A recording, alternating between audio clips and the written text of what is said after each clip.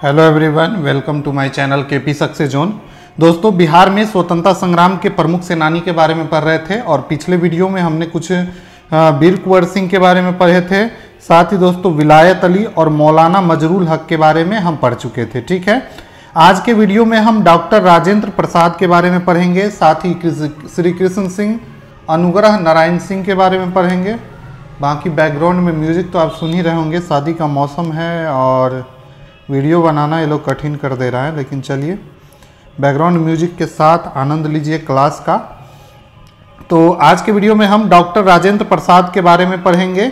ठीक है, डॉक्टर राजेंद्र प्रसाद स्वतंत्र भारत के प्रथम राष्ट्रपति होते हैं। स्वतंत्र भारत के प्रथम राष्ट्रपति। ठीक है, और ये कहाँ के रहने वाले थे दोस्तों? तो ये भी बिहार के सिवान डिस्ट्रिक्ट के जीरादेई गांव में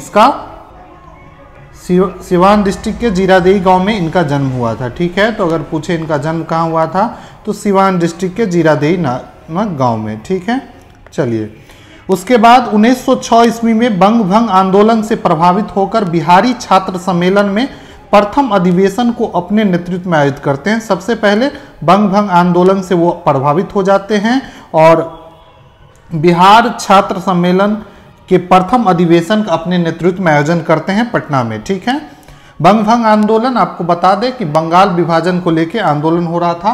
बंग भंग आंदोलन ये 1905 में स्टार्ट हुआ था, तो उसी समय राजेंद्र प्रसाद भी इससे प्रभावित हो जाते हैं। उसके बाद जब 1919 ईस्वी में रॉलेट एक्ट आता है, जिसे काला कानून भी बोला जाता है। ठीक है, इसी के विरोध में दोस्तों वकालत छोड़कर आंदोलन में पूर्ण रूप से डॉक्टर राजेंद्र प्रसाद भाग लेते हैं। दोस्तों 1919 में जो रॉलेट एक्ट आया था, इसको कई नेताओं ने विरोध किया था। उस समय के जो गांधी जी ने तो इसे काला कानून का नाम दिया था।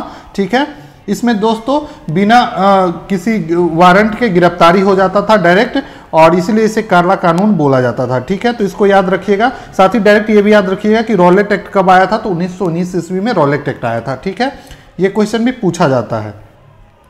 उसके बाद एक चीज है राजेंद्र प्रसाद से बिहार लॉ। ये एक तरह का साप्ताहिक पत्र था जिसका प्रकाशन करते थे डॉक्टर राजेंद्र प्रसाद, बिहार लॉ पत्रिका का। ठीक है, तो क्वेश्चन पूछा जाए कि बिहार लॉ पत्रिका का प्रकाशन किसके द्वारा किया जाता था, तो डॉक्टर राजेंद्र प्रसाद जी के द्वारा किया जाता था और 1916 ईस्वी में यह प्रकाशित किया गया था। ठीक है, 11 दिसंबर 1946 को दोस्तों इस संविधान सभा के अस्थायी अध्यक्ष के रूप में चुने जाते हैं। कौन? तो डॉक्टर राजेंद्र प्रसाद। 11 दिसंबर 1946 को संविधान सभा की दूसरी बैठक होती है। तो पूछा जाता है कि कौन सी बैठक थी संविधान सभा की, तो दूसरी बैठक में अध्यक्ष चुन लिए जाते हैं, अस्थायी अध्यक्ष डॉक्टर राजेंद्र प्रसाद को। ठीक है, और ये कब हुआ था, डेट भी याद रखना, ये डेट भी पूछा जाता है। 11 दिसंबर 1946 को। प्रथम अधिवेशन जो हुआ था संविधान सभा का 9 दिसंबर को हुआ था, 9 दिसंबर 1946 को, और इसमें दोस्तों अस्थायी अध्यक्ष के रूप में सच्चिदानंद सिन्हा को चुना जाता है। ठीक है, ये भी बिहार के ही थे सच्चिदानंद सिन्हा, इनके बारे में भी अभी हम नीचे पढ़ेंगे। इनको अस्थायी अध्यक्ष चुना गया था और अस्थायी अध्यक्ष 11 दिसंबर को 2 दिन बाद 1946 में संविधान सभा को जो चुना गया था डॉक्टर राजेंद्र प्रसाद जी को चुना गया था। तो दोनों याद रखना है। अस्थायी अध्यक्ष पूछा जाए अगर संविधान सभा का, तो सच्चिदानंद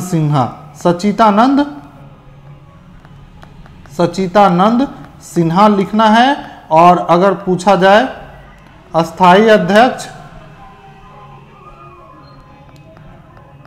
सच्चिदानंद सिन्हा, और अगर अस्थायी अध्यक्ष पूछे तो डॉक्टर राजेंद्र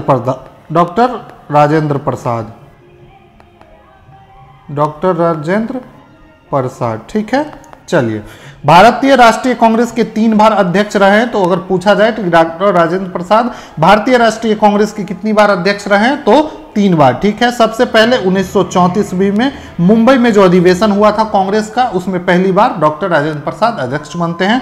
उसके बाद 1939 ईस्वी में त्रिपुरी अधिवेशन। एक्चुअली होता क्या है, त्रिपुरी अधिवेशन या इसी को त्रिपुरी संकट भी बोलते हैं, इसमें सुभाष चंद्र बोस अध्यक्ष पद से त्याग दे देते हैं और अध्यक्ष पद के त्याग देने के बाद राजेंद्र प्रसाद कांग्रेस के अध्यक्ष बनते हैं। ठीक है, तो इसको भी याद रखना है कि अगर पूछा जाए कि सुभाष चंद्र बोस के कांग्रेस अध्यक्ष पद से त्याग देने के बाद कांग्रेस का अध्यक्ष कौन बने थे, तो डॉक्टर राजेंद्र प्रसाद बने थे। ठीक है, कब? तो 1939 ईस्वी में। ठीक है, उसके बाद 1946 और 1947 में कृषि और खाद्य मंत्री भी रहे थे। ठीक है, तो अगर पूछा जाए कि राष्ट्रपति रहने से पूर्व डॉक्टर राजेंद्र प्रसाद मंत्रिमंडल में, भारतीय मंत्रिमंडल में किस पद पे थे, तो कृषि और खाद्य मंत्री बने थे। क्या बने थे? कृषि और खाद्य मंत्री बने थे। और 1962 ईस्वी में भारत रत्न से सम्मानित किया जाता है अवकाश प्राप्त कर लेने के बाद। ठीक है, राष्ट्रपति पद से जब वो अवकाश प्राप्त कर लेते हैं उसके बाद 1962 ईस्वी में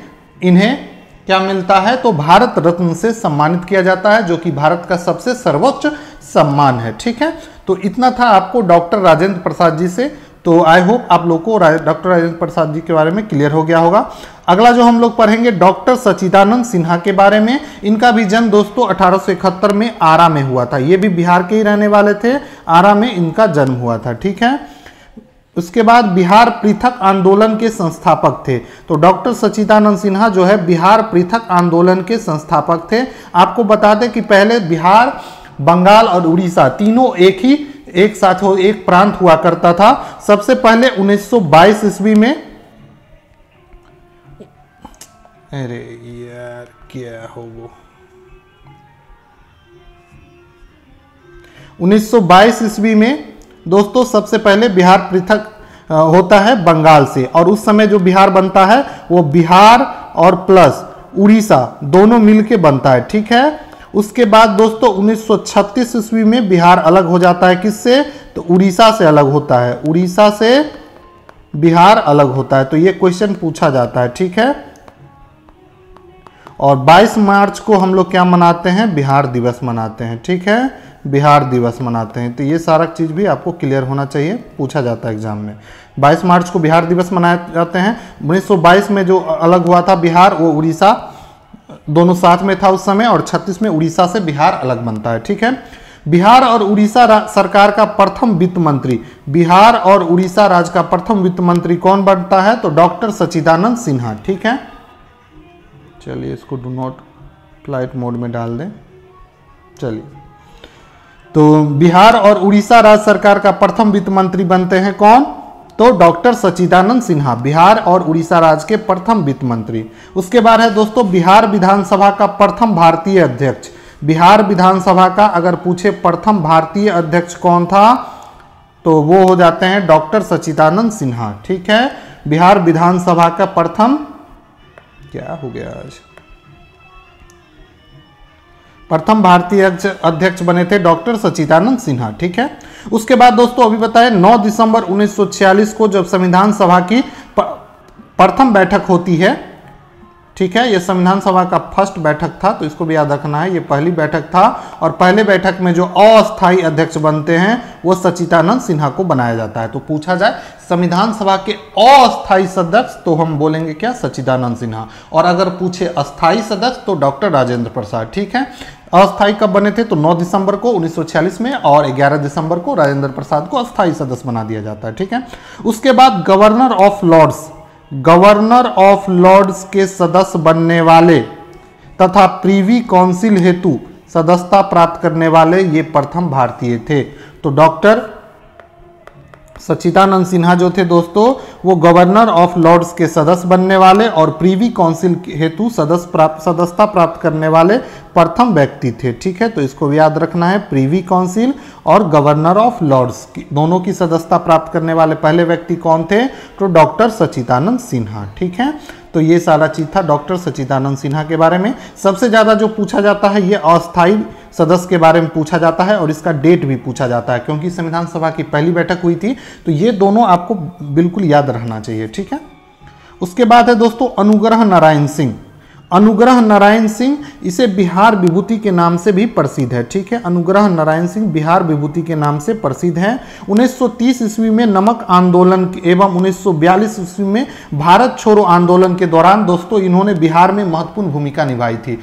ठीक है, दोनों समय ये बिहार में एक्टिव होके जो आंदोलन चल रहा था उसका अगुवाई कर रहे थे बिहार में अनुग्रह नारायण सिंह। 1937 ईस्वी में जो चुनाव होता है उसमें बिहार विधानसभा से ये निर्वाचित होते हैं और वित्त मंत्री बनते हैं, वित्त मंत्री बनते हैं। ठीक है, और बिहार के पहले वित्त मंत्री हैं ये, फर्स्ट वित्त मंत्री बिहार के। ठीक है, पहले बिहार के वित्त मंत्री कौन है, तो अनुग्रह नारायण सिंह, और साथ ही बिहार के दोस्तों पहले उप मुख्यमंत्री भी हैं, ठीक है।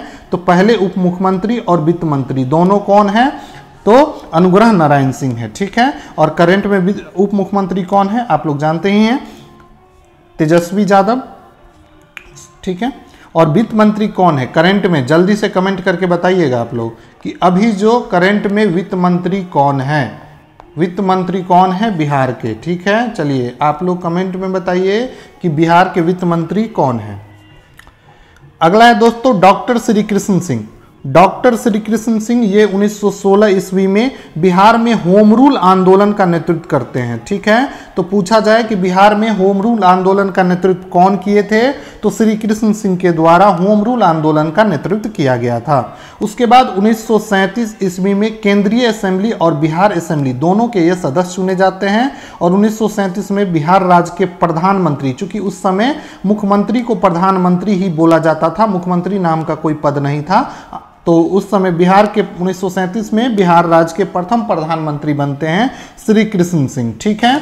और 1947 में बिहार के प्रथम मुख्यमंत्री जब आज़ाद होता है भारत, तो उसके बाद बिहार के पहले मुख्यमंत्री बनते हैं श्री कृष्ण सिंह, श्री कृष्ण सिंह। इन्हें दोस्तों बिहार केसरी के नाम से भी जाना जाता है और साथ ही श्री बाबू के नाम से जाना जाता है। तो ये दोनों आपको याद रखना है कि बिहार केसरी किन्हें बोला जाता था, क्वेश्चन पूछा जाता है तो श्री कृष्ण सिंह जी को बिहार केसरी बोला जाता था और श्री बाबू के नाम से भी इन्हें जाना जाता था, ठीक है। चलिए अब अगले जो है दोस्तों वो है योगेंद्र शुक्ल जी। योगेंद्र शुक्ल जो कि HSRA के संस्थापक भी रहे हैं, संस्थापक सदस्य थे, ठीक है। संस्थापक नहीं थे, ये संस्थापक सदस्य थे। ये जो HSRA है, हिंदुस्तान सोशलिस्ट रिपब्लिकन एसोसिएशन, ये इसके जो मेन संस्थापक थे वो जो थे दोस्तों वो भगत सिंह लोग इसके सदस्य थे। भगत सिंह भी दोस्तों यहीं से आए हुए हैं, और चंद्रशेखर आजाद और राम प्रसाद बिस्मिल इसके जो थे संस्थापक थे, ठीक है। भगत सिंह सब जितने हैं इसी के थे, और इसके संस्थापक चंद्रशेखर आजाद, राम प्रसाद बिस्मिल, ये सभी लोग जो है दोस्तों इसके संस्थापक सदस्य थे। अगर हम इंडियन हिस्ट्री जो पढ़ेंगे उसमें इसके बारे में हम डिटेल से पढ़ेंगे, ठीक है। अभी याद रखना है कि योगेंद्र शुक्ल इसी के संस्थापक सदस्य थे, जो संस्थापक हुए थे उस समय ये सदस्य थे, और बिहार में कांग्रेस सोशलिस्ट पार्टी की स्थापना किए थे। तो अगर पूछे बिहार में कांग्रेस सोशलिस्ट पार्टी की स्थापना किसके द्वारा किया गया था, तो योगेंद्र शुक्ल जी के द्वारा। इन्हें भी दोस्तों काला पानी का सजा हुआ था अंडमान निकोबार जेल में, ठीक है। इससे उतना क्वेश्चन पूछा नहीं जाता है, लेकिन अगर पूछा जाए तो आप लोग ध्यान रखिएगा, ठीक है। उसके बाद जयप्रकाश नारायण, ये दोस्तों बिहार के लिए जयप्रकाश नारायण जी काफ़ी इंपॉर्टेंट है। बिहार के सभी एग्जाम में एक क्वेश्चन यहाँ से देखने को जरूर मिलता है, तो इसको दोस्तों बहुत ध्यान से कीजिएगा। जयप्रकाश नारायण जी, इनका जन्म जो है दोस्तों वो हुआ था सारण के सिताब दियारा नामक गांव में 1902 ईस्वी में, ठीक है। बिहार के सारण डिस्ट्रिक्ट के सिताब दियारा नामक गांव में, ठीक है। 1929 ईस्वी में ये अमेरिका से पढ़कर वापस आ जाते हैं और भारतीय राष्ट्रीय कांग्रेस में शामिल हो जाते हैं और भारतीय स्वतंत्रता आंदोलन में भाग लेने लगते हैं। उसके बाद दोस्तों इन्होंने 1952 ईस्वी में एक प्रजा सोशलिस्ट पार्टी का गठन किए थे, तो इसको भी याद रखना है, ये आज़ादी के बाद किए थे, लेकिन वैसे तुरंत इसको छोड़ के ये 1954 में भूदान आंदोलन से जुड़ जाते हैं। भूदान आंदोलन आप लोग जानते हैं, विनोबा भावे के नेतृत्व में भूदान आंदोलन चल रहा था, और उससे जाके ये जुड़ जाते हैं। अपना प्रजा सोशलिस्ट पार्टी को छोड़ के राजनीतिक रूप से एकदम से संन्यास ले लेते हैं और भूदान आंदोलन से जुड़ जाते हैं, और ये भूदान आंदोलन से गया बिहार में जुड़ते हैं, ठीक है। तो इसको भी ध्यान रखना है। इससे एक एक पॉइंट जयप्रकाश नारायण जी के बारे में याद रखना है, क्योंकि बिहार के पॉइंट ऑफ व्यू से दोस्तों यहाँ से काफ़ी क्वेश्चन देखने को मिलता है। जयप्रकाश नारायण जी को दोस्तों लोक नायक के नाम से भी जाना जाता है। ये क्वेश्चन भी पूछा जाता है कि लोक नायक के नाम से किसे जाना जाता है, तो जयप्रकाश नारायण जी को लोक नायक के नाम से जाना जाता है, ठीक है। उसके बाद 1970 में इंदिरा गांधी के खिलाफ संपूर्ण क्रांति नामक एक आंदोलन चलाते हैं। आप सभी लोग जानते हैं जब इमरजेंसी लागू हो गया था 1970 में, उस समय ये जयप्रकाश नारायण जी के नेतृत्व में आंदोलन हुआ था, और जितने भी बिहार के अच्छे नेता है, चाहे रामविलास पासवान, लालू प्रसाद यादव, नीतीश कुमार, ये सभी लोग जो है दोस्तों इसी आंदोलन से निकल के आए हुए हैं। ठीक है, 1998 ईस्वी में भारत रत्न से इन्हें सम्मानित किया जाता है, तो इसको भी याद रखना है।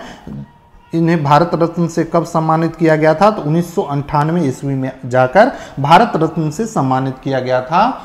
ठीक है, उसके बाद पटना एयरपोर्ट का जो नाम है दोस्तों वो जयप्रकाश नारायण जी के नाम पे ही रखा गया है, तो इसको भी याद रखना है कि जयप्रकाश नारायण एयरपोर्ट कहाँ पे है, पूछा जाए तो पटना में है। ठीक है, उसके बाद 1942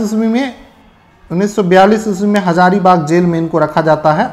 1942 ईस्वी आप लोग जानते हैं भारत छोड़ो आंदोलन चल रहा था, और उस आंदोलन में ये जयप्रकाश नारायण जी भी भाग ले रहे थे, और इसमें उन्हें जेल में हजारीबाग जेल भेज दिया जाता है, और वहाँ से दिवाली के दिन वो फरार हो जाते हैं। ये क्वेश्चन पूछा जाता है कि किस दिन भागे थे, कौन सा त्यौहार था उस दिन, तो दिवाली के त्यौहार के दिन जयप्रकाश नारायण जी भाग जाते हैं हजारीबाग जेल से, और भागकर नेपाल चले जाते हैं, और नेपाल में जाकर ही एक आज़ाद दस्ते का गठन करते हैं। तो अगर पूछा जाए कि आज़ाद दस्ते का गठन किसके द्वारा किया गया था और कहाँ किया गया था, तो नेपाल में जयप्रकाश नारायण जी के द्वारा किया गया था, भारत छोड़ो आंदोलन के समय ही। ठीक है, उसके बाद इन्हें रेमन मैग्सेसे पुरस्कार से भी सम्मानित किया गया है। 1965 ईस्वी में इन्हें लोक सेवा के लिए रेमन मैग्सेसे पुरस्कार से सम्मानित किया गया था। तो ये थे हमारे जयप्रकाश नारायण जी। जयप्रकाश नारायण का एक एक पॉइंट आप लोग को याद होना चाहिए। इनके बारे में दोस्तों क्वेश्चन भर भर के पूछा जाता है एग्जाम में, हर एग्जाम में जो भी बिहार का होता है उसमें 1 से 2 क्वेश्चन यहाँ से देखने को मिलता है। ठीक है, तो इस तरीके से बिहार स्पेशल में जो हम लोग बिहार का जो मॉडर्न हिस्ट्री पढ़ रहे थे वो आज हम लोग का खत्म हो गया है। ठीक है, बिहार का मॉडर्न हिस्ट्री जो है, मॉडर्न हिस्ट्री आज खत्म हो गया है। अब हम अगले वीडियो में हम 100 MCQ करेंगे। ठीक है, 100 MCQ टाइप क्वेश्चन करेंगे, जिसमें जितने भी कुछ 1-2 पॉइंट छूटे भी होंगे तो वो भी आपको कवर हो जाएगा। और इतना करने के बाद आप लोग बिहार का मॉडर्न हिस्ट्री से चिंता खत्म कर दीजिएगा। उसके बाद आप लोग क्वेश्चन प्रैक्टिस कीजिएगा ज़्यादा से ज़्यादा। ठीक है, कुछ नए क्वेश्चन मिलेंगे तो उसको आप अपने नोट में नोट डाउन कर लीजिएगा। ठीक है, हो सकता है कुछ पॉइंट छूट गया हो, 1-2 पॉइंट अगर क्वेश्चन के रूप में अगर आपको मिले कुछ एक्स्ट्रा इससे, तो आप अपने क्वेश्चन में आउट कर लेंगे, नोट आउट कर लेंगे, और आप लोग ये कीजिए। ठीक है, इसके बाद अब हम जो शुरू करेंगे, जैसे ही ये खत्म MCQ का एक क्लास होगा बिहार हिस्ट्री का, इसके बाद हम लोग शुरू करेंगे बिहार ज्योग्राफी। बिहार ज्योग्राफी जो कि बिल्कुल मैप से हम आपको पढ़ाएंगे, और एकदम सब कुछ इसमें कवर करेंगे। बिहार में नदी के बारे में, या फिर जितना भी जलप्रपात है, जितना भी बिहार की मिट्टी है, खनिज पदार्थ है, मिनरल है, सब के बारे में एकदम डिटेल से पढ़ाएंगे। तो अगले वीडियो को दोस्तों लाइक कीजिए और चैनल को सब्सक्राइब कर लीजिएगा। मिलते हैं अगले वीडियो में, और तब तक के लिए बाय। और चैनल को दोस्तों सब्सक्राइब कर लीजिए आप लोग। ठीक है, थैंक यू।